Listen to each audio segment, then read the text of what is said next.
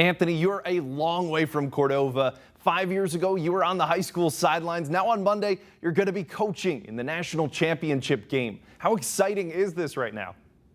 It's extremely exciting. It's a whirlwind. It's something that obviously as a coach and as a player, you always dream of. And here in a couple of days, we kind of get that opportunity to just do that, to go play in the national championship game and play against a really good Georgia football team. I know it's a whirlwind right now, but have you had any time to reflect on your journey and just how quickly this has ascended for you? Not really. I thought about it a little bit on the plane. I thought about it a little bit as the seconds kind of winded down for our game against Michigan. And when the clock struck zero, it was kind of a surreal moment to go from coaching high school football just a mere 5 years ago, back at Cordova High School, and then even farther than that, back at Westwood High School. And then to be there in Arizona with my family and with friends and all of TCU fans and to come out with a win of that magnitude was just a surreal moment for me. Mike Norvell used to hold practices where high school coaches could attend and learn, and you were a regular at those. How important was that towards moving to the college ranks, getting prepared for that, and also gaining an opportunity and making a connection with Coach Norvell? Yeah, it was unbelievable. It was awesome, and I'm forever indebted to Coach Mike Norvell and for his staff for welcoming not only me but other high school coaches as well. And I literally just wanted to make Cordova just the best high school program possible. That was my sole reason for going. And as fate has it, and one thing led to another. He had an opening. He thought highly of me to ask me to join his staff, and obviously I jumped at the opportunity to do so. But it was a great opportunity for me and a great opportunity for my family as well. And it's a true credit to all the players that I've coached at Cordova and at Westwood, and not only the players, but the coaches as well, because I would not be sitting in the seat that I'm sitting in now if it wasn't for the players as well as the coaches. It's not done everywhere. How important is that for college coaches to interact with the coaches that are at the high school level, in the way that Mike Norvell did with you and with coaches around the Memphis area?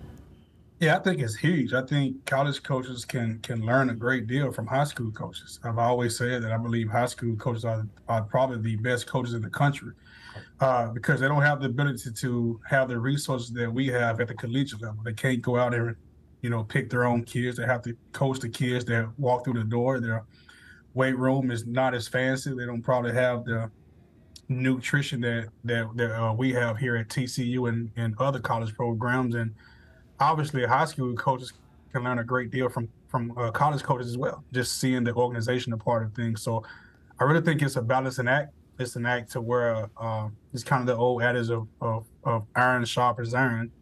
And, you just want to help each other succeed, whether it's on a high school level or on the collegiate level. Currently 13-point underdogs to the Georgia Bulldogs.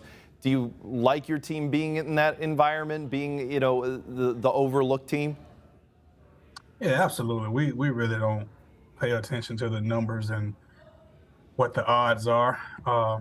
We feel that if the plane lands and if the bus arrives to the stadium, we have a good enough chance as anybody. We understand who Georgia is. We understand what Coach Smart has done with that program over the last few years, and we understand that they are a national brand. They are a really good football team and a good football program for that matter.